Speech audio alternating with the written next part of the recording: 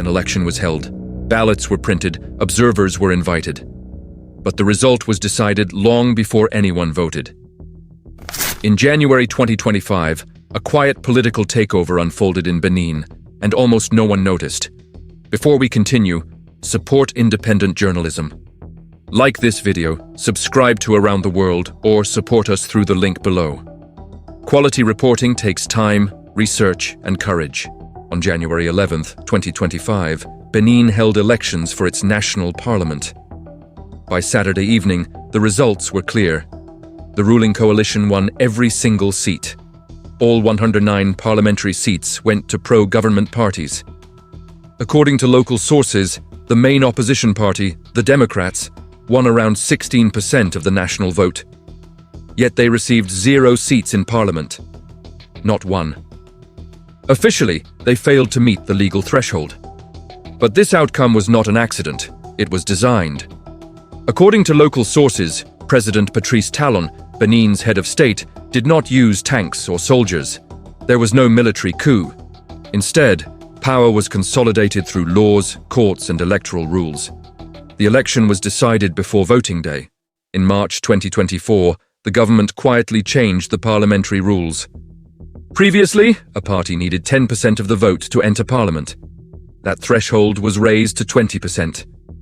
But there was a catch. Parties now needed 20% in every district. Benin has 24 districts. Opposition support was spread unevenly. Without state resources, reaching 20% everywhere was impossible. Think of it this way: you score well overall, but fail one section, and you fail the entire exam. That is how democracy was blocked, mathematically. According to local sources, the situation worsened ahead of the April 2025 presidential election. New rules now require candidates to collect endorsements from 15% of sitting lawmakers and mayors. Parliament is now fully controlled by pro-government parties. So are the municipalities. Opposition candidates cannot even get on the ballot. When opposition groups challenged these rules in court, they faced another wall. According to local sources, Benin's constitutional court is led by figures closely linked to the president.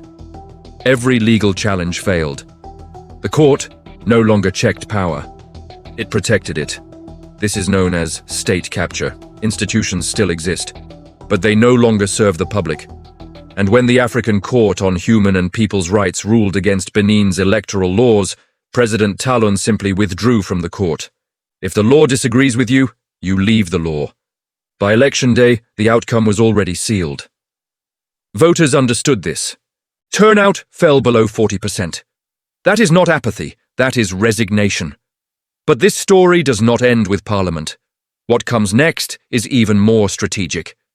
Because Benin's leadership is not just securing today's power, it is shaping control for decades.